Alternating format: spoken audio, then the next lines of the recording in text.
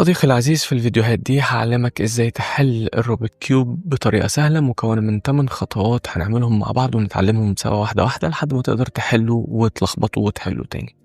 طبعا زمان واحنا صغيرين كنا بنشتري الروبيك كيوب ده على اساس ان هو يعني لعبة ملونة كده فيها مربعات حلوة فيها الوان جميلة، وكنا بنتعامل معاه بحرص شديد جدا لانك لو حركت حاجة من مكانها غالبا عمرك ما هتعرف ترجعها تاني ابدا، هتفضل كده زي ما هي بايظة ومتلخبطة.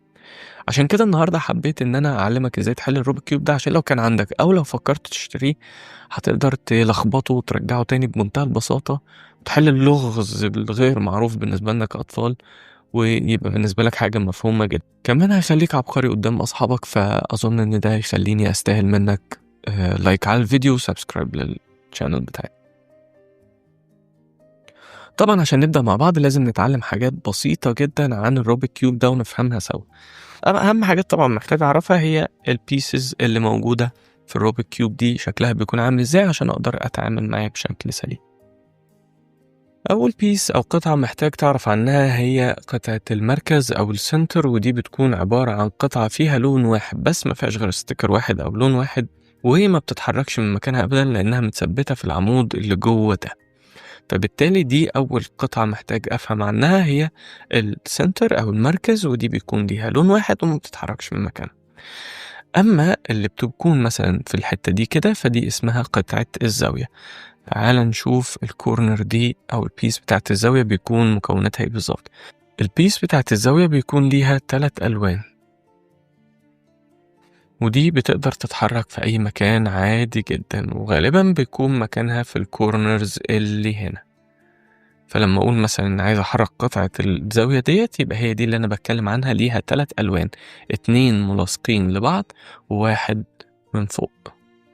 القطعة اللي بعد كده عندي اسمها قطعة الحواف، ودي بتكون على الedges دي كده في الحافة هنا، فبنقول عليها pieces الحواف أو الedges. دي بتكون فيها لونين بس، واحد من فوق وواحد من تحت، وبرضه بتقدر تتحرك في أي مكان. تعالَ نطبّق الكلام ده كده على الروبيك كيوب اللي معانا. دي مثلًا ده center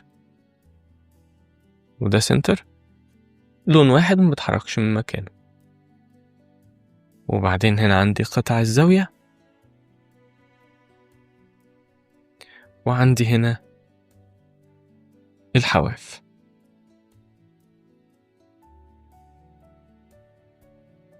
محتاج كمان آخد بالي من معلومة بسيطة، وهي إن دايمًا الوش الside اللي الcenter بتاعه أبيض، الcenter الأبيض قصاده أو مقابل ليه الcenter الأصفر،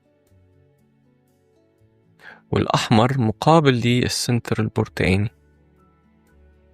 والأزرق مقابل ليه الcenter الأخضر.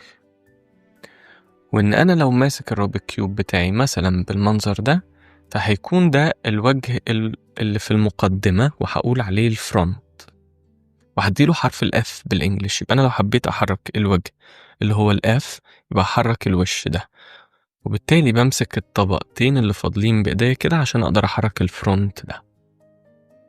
طيب لو حبيت أحرّك الجنب اليمين اللي هو في الحالة دي هيبقى ده عندي، يبقى ده يمين هادّي له كلمة right أو حرف الR. الجنب الشمال L لكلمة left، والجنب الupside اللي هو هادّي له حرف الU. يبقى دي الجوانب اللي أنا هاستخدمها للطريقة اللي هنستخدمها مع بعض في حل اللغز ده، هي الF R L U.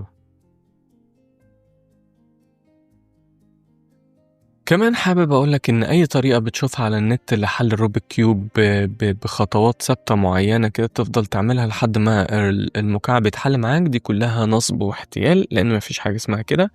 هو ممكن ده ينجح بس لو أنا الكيوب بتاعي already مترتب، وأنا فضلت أعمل الخطوات اللي هو بيقول عليها دي لحد ما اتلخبط شوية ورجع رتب نفسه بنفسه تاني، بناءً على إن أنا عملت خطوات ثابتة وحركات معينة ما بتتغيرش.